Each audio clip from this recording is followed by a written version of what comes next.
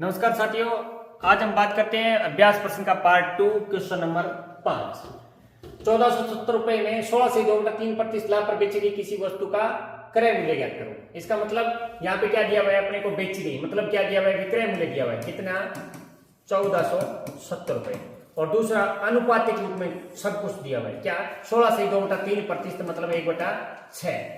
16 से 2.3% को भिन्न बदलते हैं कितना आता है 1/6 मतलब 1/6 लाभ कमाते हैं। किसका लाभ कमाते हैं 1/6 क्रय मूल्य का। इसका मतलब क्रय मूल्य यहाँ पे कितना है अपने पास है 6, तो विक्रय मूल्य कितना हो गया, क्रय मूल्य का 1/6 लाभ कमाता है। मतलब क्रय मूल्य नीचे वाला मान कौन है क्रय मूल्य, तो क्रय मूल्य का 1/6 मतलब 6 का 1/6 कितना आएगा 1, तो लाभ कितना है 1, विक्रय मूल्य कितना हो जाएगा 7। मतलब 1/6 में लाभ कौन है, ये क्रय मूल्य कौन है, ये जब क्रय मूल्य और लाभ मिल गया तो विक्रय मूल्य भी अपने को मिल गया। ये तीनों चीजें आनुपातिक रूप में मिली है और इन्हीं में से एक वास्तविक दी हुई क्या विक्रय मूल्य। मतलब 1470 किसका मान है, विक्रय मूल्य का मान है। विक्रय मूल्य कितना है अनुपातिक रूप में 7 और अपने को ज्ञात क्या करना है क्रय मूल्य, तो क्रय मूल्य अनुपात में कितना है 6, तो 7 दूनी 14, 7 का 7 मतलब 210, 0 6 का 6, 6 दूनी 12, 1260 रुपए क्या है उस वस्तु का क्रय मूल्य। बिल्कुल सिंपल सिचुएशन है। धीरे धीरे अपने क्वेश्चन का लेवल बढ़ाते चलेंगे टाइप वाइज। 630 रुपए में 12 से 1/2% लाभ पर बेची गई किसी वस्तु का क्रय मूल्य ज्ञात करो। तो इसका मतलब 630 रुपए क्या है अपने पास ये बेची गई, मतलब ये 630 रुपए क्या है ये विक्रय मूल्य है। 630 रुपए क्या है विक्रय मूल्य। उसके बाद 12 से 1/2% को भिन्न में बदलेंगे तो कितना आएगा 12 दूनी 24 और एक है 25, 25 का 100 मतलब 1/8। 12 से 1/2% को भिन्न बदलेंगे कितना आएगा 1/8 और 1/8 लाभ कमाता है। इसका मतलब है कि क्रय मूल्य अगर 8 है तो लाभ कितना कमाएगा वो 1 कमाएगा। क्यों, क्योंकि 1/8 लाभ कमाता है। तो 1/8 लाभ और हानि हमेशा किस पे होते हैं क्रय मूल्य पे होते हैं। तो इसका मतलब नीचे वाला मान कौन है क्रय मूल्य। क्रय मूल्य कितना है 8, लाभ कितना कमा रहा है 1, तो विक्रय मूल्य कितना होगा 8 और 1 है 9। जब लाभ प्रतिशत दिया हो तो विक्रय मूल्य बराबर क्या होता है क्रय मूल्य प्लस लाभ। ये तीनों चीजें अपने को क्या मिल गई आनुपातिक रूप में मिल गई। उसके बाद वास्तविक मान कौन दिया हुआ है विक्रय मूल्य 630 और अनुपातिक रूप में विक्रय मूल्य कितना है 9। ज्ञात क्या करना है क्रय मूल्य गुना में क्या आएगा 8, क्योंकि अनुपातिक रूप में क्रय मूल्य कितना है 8। 9 7 63 70 7 8 56 7 8 56 कितना आ गया क्रय मूल्य कितना आ गया 560। उसके बाद अगला क्वेश्चन, अगर किसी वस्तु का विक्रय मूल्य 48,000 रुपए है तो अगर उसे 9.09% हानि में बेचा जाए तो उस वस्तु का क्रय मूल्य व हानि रुपए में ज्ञात करो।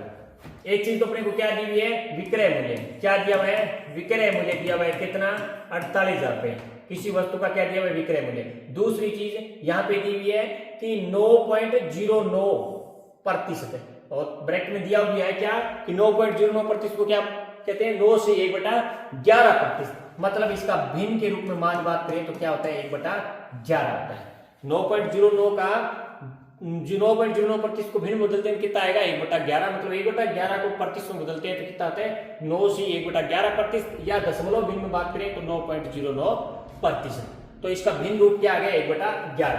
अब 1/11 क्या हुई है हानि हुई है। 1/11 हानि पर बेचा जाए, इसका मतलब 1/11 हानि मतलब क्रय मूल्य कितना है इसमें 11 है तो हानि कितनी होगी उसमें 1 होगी।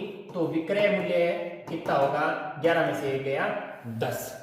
जब हानि दी हुई हो तो क्रय मूल्य में से हानि घटाकर बेच रहा है तभी तो क्या हो रहा है हानि हो रही है। विक्रय मूल्य से कम मूल्य में बेच रहा है और जितना कम मूल्य कर रहा है वो क्या होती है हानि। तो 11 में से 1 घटा देंगे कितना आएगा 10, ये विक्रय मूल्य आ गया। तीनों चीज मिल गई अपने को। इनमें से एक कोई वास्तविक दी हुई है, क्या दी हुई है अपने को 48,000 रुपए दिया हुआ है। क्या 48,000 रुपए, ये क्या है विक्रय मूल्य और विक्रय मूल्य यहाँ पे है कितना 10। यहाँ पर विक्रय मूल्य कितना है 10, तो 10 का भाग देंगे कितना आएगा 0 और सॉरी पहले और ज्ञात क्या करना है क्रय मूल्य ज्ञात करना है तो गुना किसका करेंगे 11 का, क्योंकि क्रय मूल्य अनुपातिक रूप में कितना है 11।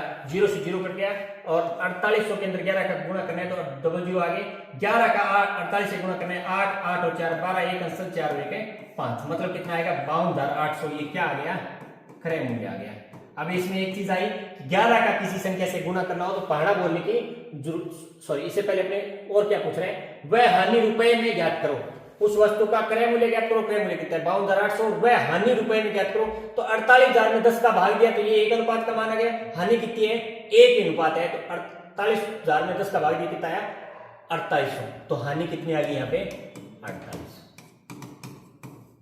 दूसरा, कुल विक्रय मूल्य में गया 48,000 रुपए और क्रय मूल्य कितना है 52,800 रुपए, दोनों का अंतर क्या है 4800। तो हानि कितनी होगी 4800। अब बात करें थे अपने को 11 का गुणा करना हो, क्योंकि इस संख्या में क्या है 11 का गुणा है, तो इसी में बता देते हैं अपने को, किसी संख्या से 11 का गुणा करना हो तो, किसी संख्या से 11 का गुणा करना हो तो सिंपल तरीका होता है कि 11, जब किसी संख्या में 11 का गुणा करना हो तो प्रत्येक अंक को 2 बार जोड़ना होता है और एक बार में एक ही नया अंक लेना है। एक बार में क्या होता है, एक ही नया अंक लेना होता है। जैसे इसमें करना है तो 3 मैंने ले लिया, एक बार में एक ही नया अंक लेना है, प्रत्येक अंक को 2 बार जोड़ना है। तो इसको तो दूसरी बार लिया 3 और आगे से एक नया अंक, 3 और 4 है 7। फिर इसको दूसरी बार जोड़ेंगे 4, आगे से एक नया अंक 4 और 2 6। फिर इसको दूसरी बार जोड़ेंगे 2 और आगे से एक नया अंक 2 और 5 है 7 और 5 का 5, कितना आएगा 57,673। तो ये था 11 से किसी संख्या का गुणा। तो आज के लिए इतना ही, धन्यवाद।